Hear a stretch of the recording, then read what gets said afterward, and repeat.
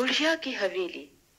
دانیال اور انیزہ اپنے امی ابو کے ساتھ نئے شہر آئے تو شروع میں بہت تنہائی کا شکار ہوئے، کیونکہ یہ چھوٹا سا محفوظ علاقہ بہت خاموش، خوبصورت، مگر بڑے شہروں کی گہما گہمی سے محروم تھا۔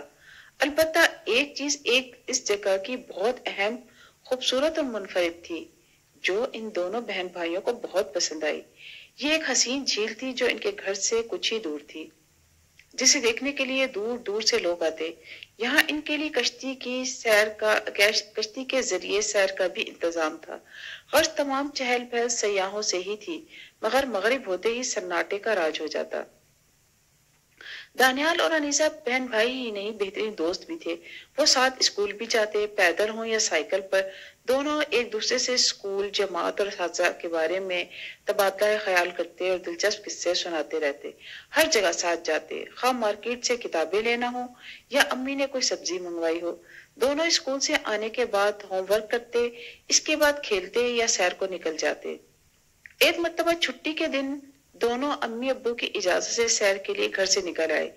دانیال نے تجویز پیش کی کہ آج ہم ایک نئی جگہ چلتے ہیں، اور نیزا نے اس کی تائید کی، اور اس طرح دونوں کچھ دیر چلنے کے بعد جھیل تک جا پہنچے۔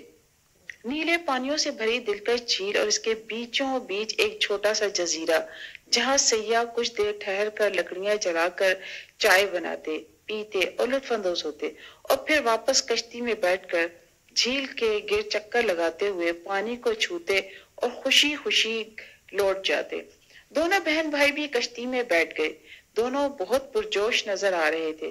جب کشتی چلتے چلتے جزیرے تک پہنچی تو دانیال نے کشتی والے سے پوچھا، انکل کیا ہم جزیرے پہ رک سکتے ہیں؟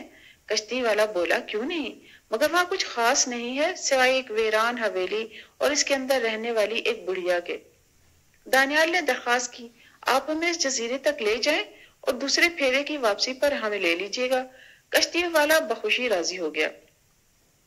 چنانچہ جھیل کے عین درمیان کشتی والے نے پہاڑی کے قریب کشتی روک دی، اور ان دونوں کو جزیرے پر اتارنے کے بعد خود مزید مسافر لینے چلا گیا۔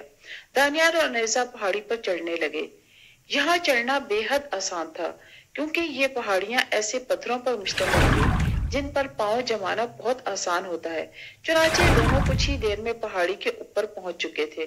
نیزا نے ذرا نیچے دوسری طرف دیکھا اور دانیال کو بھی متوجہ کیا۔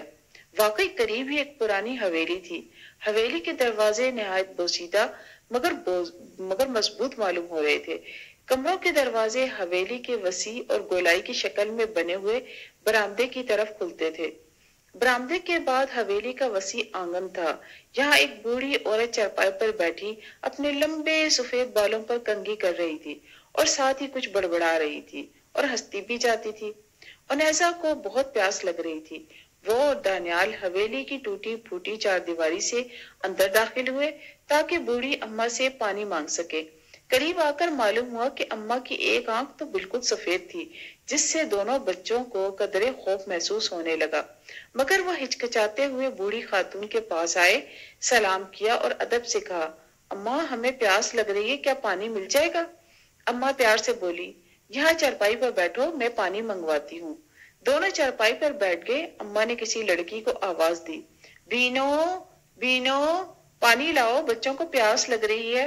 اور پھر اماں دونوں بچوں سے مخاطب ہوئی، امی ابو ٹھیک ہے؟ گھر پر سب خیریت ہے نا؟ بچے ان کی بات سن کر بہت حیران ہوئے، لیکن ادب سے جواب دیا، جی بالکل ٹھیک ہے، اور پانی کا انتظار کرنے لگے۔ کافی دیر